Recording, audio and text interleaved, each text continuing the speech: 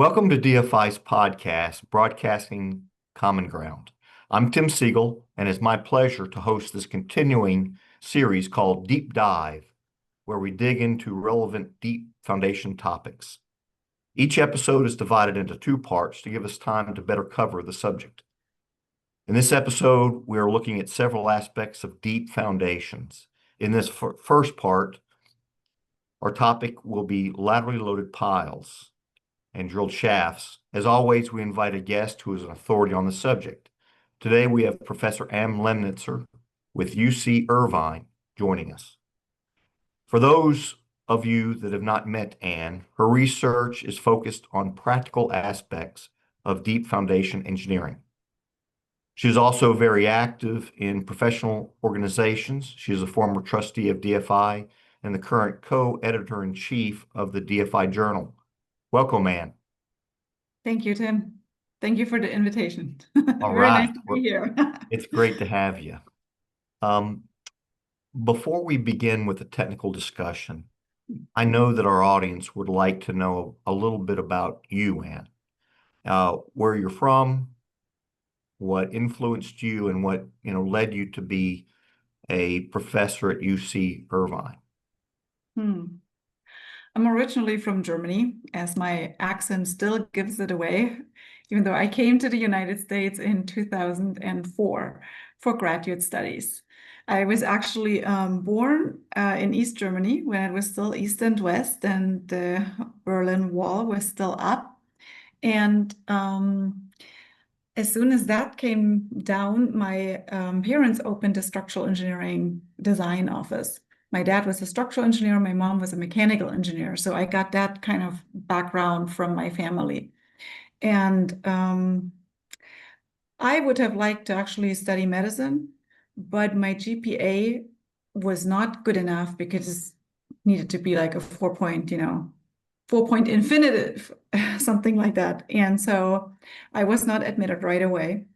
So my dad suggested to study architecture. And so I entered the university. I participated in this entrance exam and I miserably failed and was told that I am not creative enough to become an architect. So I became a structural engineer. So that's the course I took, and I studied my undergrad here in Germany, and I continued in the United States and eventually earned my PhD at UCLA. And during that time, the project I was very fortunate to work on was on bridge foundations, and it was on large-scale testing. And so it was the perfect combination between structural and geotechnical engineering. And this is how I'm working still right at that interface. Oh, that's a great story. Let me say this. What medicine lost, engineering won. That's very kind. Thank you. Well, Anne, what I really like to do in this series is, what I envision out there is our audience are meat and potatoes geotechnical engineers. They went to school. They may not have had a lot of graduate classes. So I would like them to walk away with some nuggets that they can carry with them in their career. And so as we kind of go through here, I'll kind of highlight it. I'll maybe point them out. And one of the things that is your specialty is the behavior of laterally loaded piles. And so I kind of wanted to start there. What we use here at Dan Brown Associates, and I imagine a lot of folks through in the industry, is the formulation of PY curves, particularly in things like L-pile. Could you deconstruct the PY curve process a little bit? For us that, what we see is just a piece of software. We put in parameters and we get a result. Could you explain what's happening a little bit? Yeah, sure. Yes, and you're right. The concept of PY curve and generally laterally loaded piles is not taught in undergraduate courses. Typically, it's part of either a specific course on deep foundations or an advanced foundation engineering class at the master's or PhD level. And so most people either learn this fresh on the job, and their first exposure would be softwares like LPile or RSPile or similar softwares out there. And all they see is a simple curve, but yet there's a little bit of a derivation process to it. For those that are listening and that are not yet super familiar with PY curves, it's pretty much a PY curve is the nonlinear curve that represents the stiffness of a spring. And the spring simulates the soil, or more specifically, the soil pile interaction. That's if my pile is pushed laterally, perhaps due to wind forces, earthquake forces, waves, water, impact, any of those laterally applied forces, my pile is pushed in the soil. And that response mechanism is really represented in the PY concept. And it's a simple tool. P stands for the lateral resistance of the soil, and Y stands for the deformation of the pile / the soil as it's happening right at the interface. And so the way it started was really by instrumenting pile specimens in the 50s, 60s, 70s, and so on. And this was primarily done with a few strain gauges. Of course, now our instrumentation techniques have exploded in terms of opportunities and possibilities. And so based on those measurements, for instance, a strain profile along the depth of a pile. Now, the people followed the traditional beam equation that was later extended towards, foundation equations. And so we derive, based on the internal measurements of the pile strain, we can obtain pile curvature, and we can integrate that pile curvature or derive the pile curvature to get to P and Y. And then the curves are assembled. And so a strong and a stiff soil would have a relatively strong nonlinear PY curve standing behind it. And a soft or a weak soil would maybe have a very flat, shallow PY curve with a very low capacity standing behind it. And so that's what the software does. It ultimately gives us those curves based on the soil type, and the user has the option to choose between the soil types and the input parameters, and the software applies the corresponding relationships that are many of them in literature.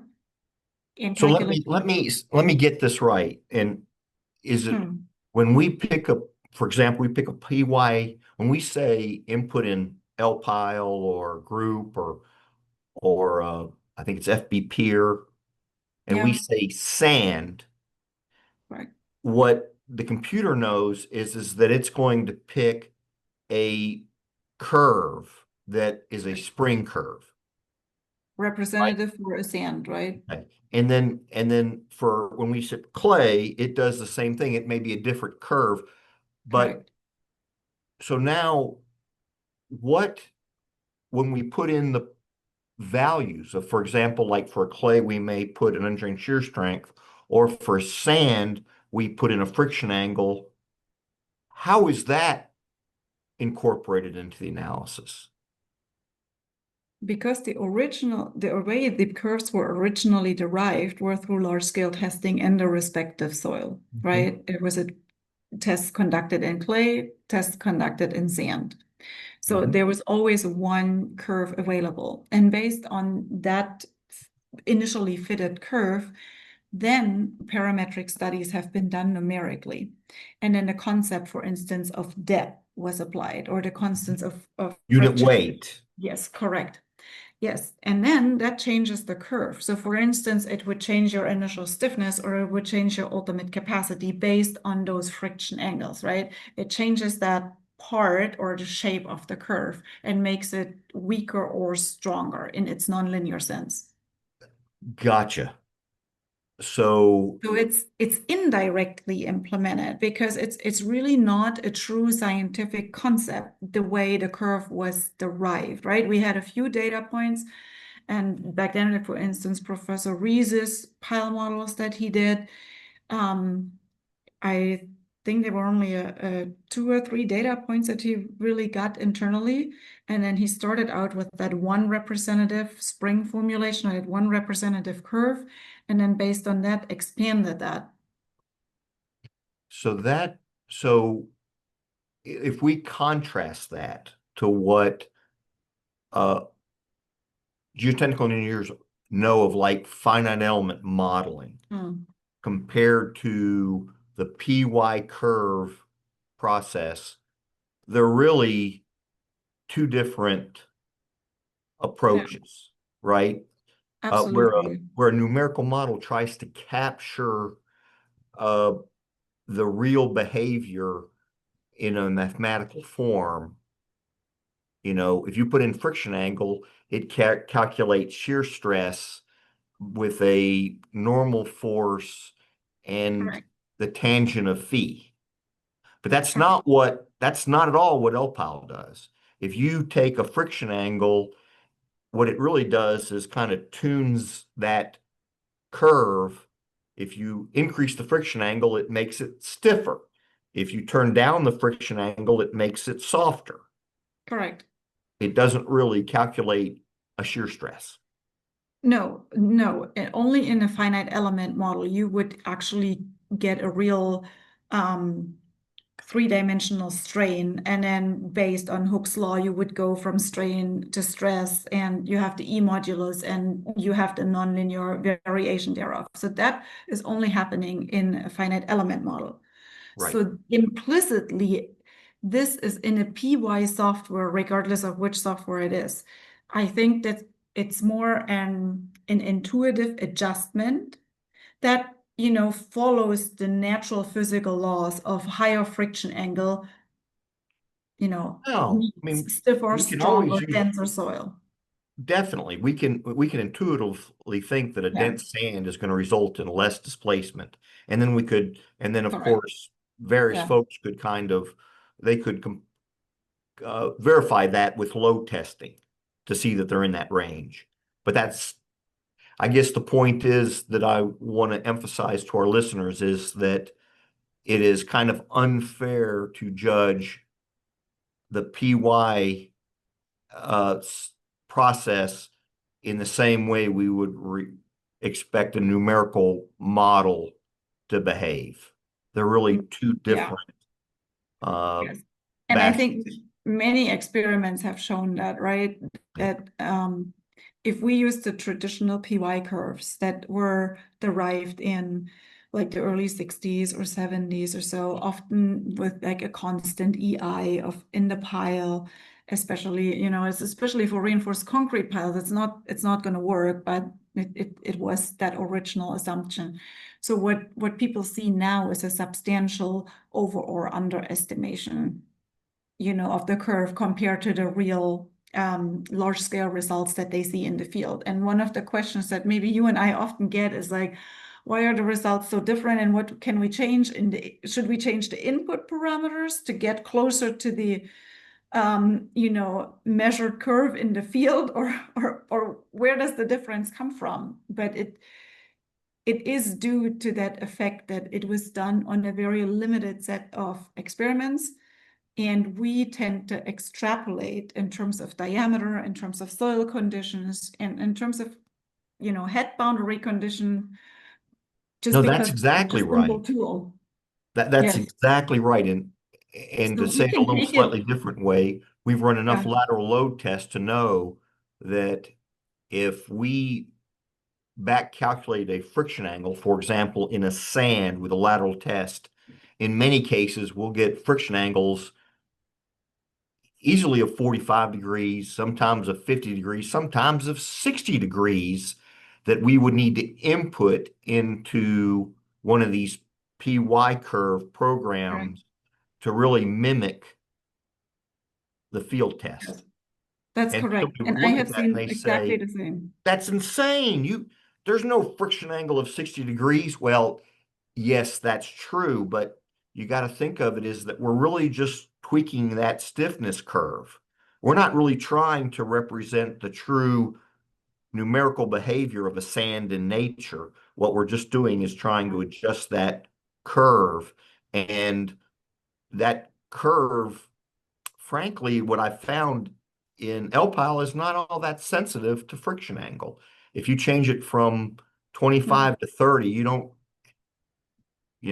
we're not Yeah, really making a big difference. But it does lead probably myself and probably some of the listeners to decide, now what are we going to do with that? Do we use 60 degrees in our design, or do we use something more realistic, but more realistic in the program, but doesn't really represent our lateral load test? true. We have seen very similar things. And even recently, when we repeated laboratory testing on a relatively loose sand, maybe with a density of 25, 30%, which is loose, with very high friction angles, regardless, simply because I think when you shear a sand, there is no end to it. It just keeps going because you can keep shearing. So if anyone who has done laboratory testing, they eventually just pick a certain strain level and associate that friction angle for a limiting strain level, right? And that's what we pick. But technically, you could keep shearing however long you want it, right? That's right. But there's one study recently that I believe you and I have talked about in the past, and it was a small project with the DFI committee as well. And it was actually by Professor Kyle Rowlands and myself, and we started looking into this. Is it a parameter issue that DPY is, substantially underpredicts or not? Is it soil type dependent? And I looked into clays, and Professor Rowlands looked into sands. And what he found is that if you include dilatancy, like the Bolton method, to calculate your friction angle, it naturally actually improved, and it shifted that curve closer to what was measured in the field. Oh, you had And mentioned that so, before, and that's yeah. Yeah, and he has to see the study was expanded, I believe, with the Utah Department of Transportation, and there's a report out there. But he shows several of those tests where this concept has actually worked, and just a simple analysis of the friction angle, including dilatancy, has helped to actually bring it closer to what is out in the field and what would be more realistic. excellent. That's a very good nugget for our listeners to know. And that would certainly help them in sands to know if they're at the crossroads of either deciding to use what the load test said versus what they would, you know, assume would be a reasonable friction angle. And if including dilatancy allows them to find a consensus between those two, that'd be a big deal. A closer fit. A closer fit. A closer fit. Make us sleep better at night. Yes. Okay, Ann, so I want to shift gears just a little bit and tell you about a pet peeve of mine. And that is, I see a lot of geotechnical reports, and they may perform particularly CPT soundings, and they begin to create an L-pile profile that has many, many layers. And it used to be we had, I don't know, maybe we had 3 or 4 layers, but now we're seeing where we see 10 plus layers and they go down to 50 feet. And I find that, that really leaves some room for you not to understand the fundamental behavior and what is controlling the pile behavior. Could you tell us your thoughts on, what level of discrete layers should somebody use and how to go about that? Yeah. That's a homework one and advanced foundation design processing CPT data. No, but it seriously is. Um, So this is your I class. So tell your class here that's listening. I see it all the time.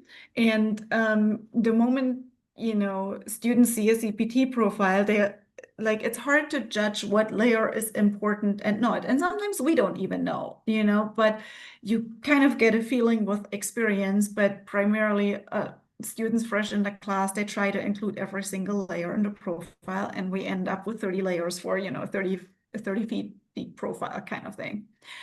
But so what I have them do is pretty much start very, very simple. Maybe just having a 2 or 3 layer system, depending on a pile depth, and it's just setting up the model to get a simple response.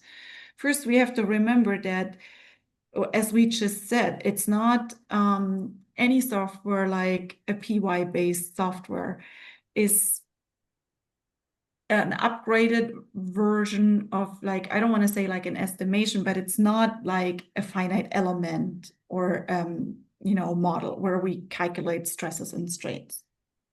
So overall, it is an analysis that brings us pretty close. But how about we just start with those 2 or 3 layers? We just assign them as a cohesive or a cohesionless soil material, pick a PY curve that would fit, and see what the lateral response is. The next thing is, do these surface layers really contribute to anything, right? People are so experienced, maybe modelers already neglect 1 to 3 pile diameters below ground surface and say, you know what, this, loose soils, who knows what happened there during construction afterwards, we're going to disregard it. And then after we have that fundamental response, we can start adding layers where we think, okay, this could actually be a solid sublayer, and improving the complexity of our model. But we have to be careful to not include every little model, because in the PY concept, remember, the way it is derived based on a vertical profile that gets derived and integrated. If I go from soft to stiff, from stiff to soft, and I have those huge stiffness contrasts between my layers, I get a very sharp turns in my curves, right? And they show up as spikes in the next derivative. For instance, if you go from a soft to a sharp layer, and your moment and your shear changes. And so maybe some of those very small, very, very small stiff layers in a globally soft profile will actually mess up the response. And so it's really important to go from very simple and then increasing the complexity, kind of to a parametric study or a sensitivity analysis of what my soil profile is sensitive to, and whether I'm representing it with the right parameters. But so that's what we do. And I have them actually use PY analysis as well. And so they start out with 2 layers, 3 layers, maybe 4 layers, for like a 50 feet deep soil profile at the most, and just see how the response changes and how to pick those parameters. But Okay, so if I were to kind of summarize, I would say you're saying start simple. start very simple. Try to focus on understanding those aspects that are going to impact the design. We're not trying to, don't focus on trying to mimic reality at this one exact location. Try to focus in on those things that may impact design. For example, you mentioned the surface. Usually the lateral behavior is going to be more critical on those upper conditions. Right. So if someone were to say, well, I'm really worried about whether we've got dense sand or medium dense sand at 50 feet, you can say, rest assured, that's probably not your biggest concern. Probably you want to focus on that upper, what do you think? Like 3 to 5 diameters kind of thing? Sure. Yeah. And say, Yeah. let's Depending on the try to pile diameter. Yeah. see, and certainly if you if you find out that that upper 3 to 5 diameters is starting to be controlled by a thin, dense layer, In the even water. and I would probably pick very small lower bound parameters or very weaker parameters around that upper portion. And mainly because if we were to report the design and show that there was not any soil around it, that would make people begin to ask questions, right? Like, are you really expecting there not to be soil? Sometimes oftentimes in our design, we're thinking about how people are going to read it, as well as how we think of what is going to provide a design that is realistic. And Yeah. Well, I guess it also depends if you have a pile cap on top where you have that, absolutely, guaranteed and almost scenario and you're inland and you don't have a single, pier that goes in the ground, long distance above the ground, potential scour conditions, or where you can't really count on those that is upper correct, feet. Dan. And I should clarify, 90+% of the projects that I work on are piles tied to a cap. Yeah, Now, in the bridge work we do, where we have a single shaft coming up and then like tying up into like a column. single column, Yeah, that's a different scenario, and we would always consider scour and remove that soil. And yeah, sometimes even if they're liquefied, we would, substantially weaken that soil. But I think that's a good nugget again for folks to walk away with, is to say, okay, I want to consider the design effect or the numerical effects when I'm inputting my LPOW parameters, not just trying to be uh, mirror what the CPT provides. Hmm. Um, Yeah, okay, absolutely. so let's talk about um, the research that you did with rock sockets. Yeah. Okay, and I'm gonna uh, introduce this subject by telling a little story about a project that I did about 25 years ago. Yeah, it was about 25 years ago that I worked on a project. It was in limestone, and it was for a power plant. And the initial plan was to use drilled shafts, Hmm. and we provided LPIL, preliminary LPIL results. And the feedback that we got from the structural designer is that they could not put enough steel in the drilled shaft to resist the shear demand. Hmm. And sure enough, when we looked at the results, these were fairly large shafts and a pretty large lateral load. It was in a seismic zone. There was a shear spike at the rock surface. And we began to scratch our head. What I have learned since then is that a lot of people experience the same thing if they were trying to analyze that with the PY Correct. process. Yes. And I hear that you have solved this problem, and I would think other folks would like to hear how you solve this problem. So I'm going to turn it over to you. Not no, I think that's taking it a little bit too far, but we were very fortunate to be able to receive funding to do large scale testing to look into this problem. Um, and yes, it is truly, it's a PY type of problem. Because you do not see that large shear magnification or that shear spike that you just mentioned in other software. There's a little bit there, but it's definitely not as pronounced as in the PY analysis. And so what really happens is that when you have a very soft soil profile, like a loose sand or a very soft clay, that is your surface layer or a larger surface layer, and at the very bottom you have a stiff rock. Those two, it could be a standalone profile, it could be anywhere in any soil profile. The stiffness contrast between those two layers cause within this PY derivation process that shear spike. And that's primarily right above the rock socket between 1 and 3 pile diameters. And it really happens from going from your maximum moment back to zero moment. And so right when that curvature, that curve bends back, and I would take my slope or my first derivative of it, then I would have a spike in my shear force.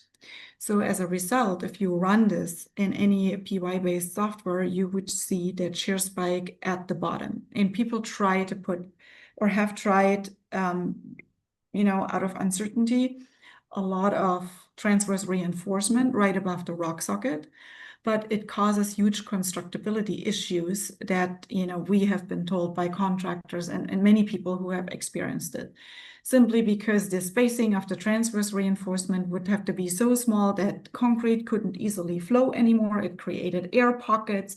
And then this whole mess down by the rock socket, it wasn't a clean shaft anymore. It wasn't solidly filled with concrete. And so we thought that, how about we experimentally investigate whether that shear spike is real?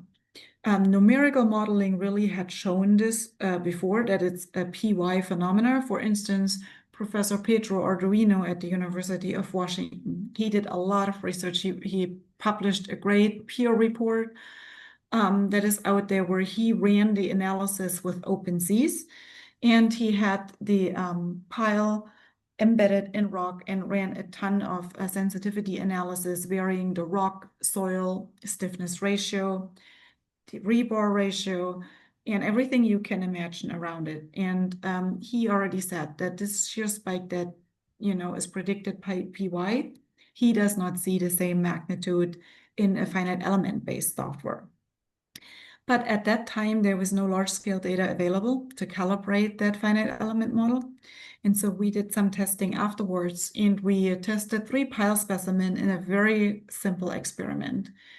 We embedded the piles in rock that we simulated, and on top, we had piles in very, very loose sand, like 25% relative density, right? So it was a strong stiffness contrast. And one pile was instrumented to account for that shear spike. The next pile was instrumented per code requirements, and hereby I'm always talking about the spiral or the transverse reinforcement. And one pile was a free fall specimen that had maybe one hoop every 12 inches or so, or 1 foot, right? So really something that you could not build, you would never pass the code with it. So no one please repeat it. But we just did it for the experimental purpose. And the longitudinal rebar, they were all the same for all 3 pile diameters. They were reinforced concrete 16-inch. And so we pushed them to complete lateral failure. And then we looked at the load deformation behavior. We excavated the piles to see where they failed.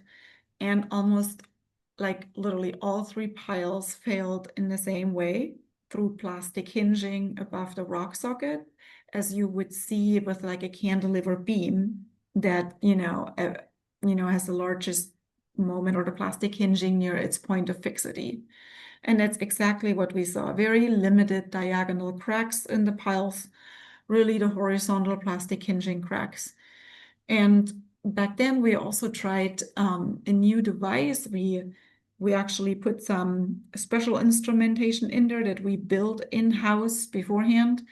That is a 3D type of sensor. It has a tetrahedral shape, and we instrumented that with strain sensors and measured the 3D state of strain right near the rock socket. And it was great because those data actually worked, and we were able to extract them afterwards. And the data confirmed that the shear spike in the magnitude that it's predicted by PY is not there, especially at small lateral load levels or small lateral deformation levels. And we pushed these piles to 9 inches lateral displacement. No one would ever design for that, right?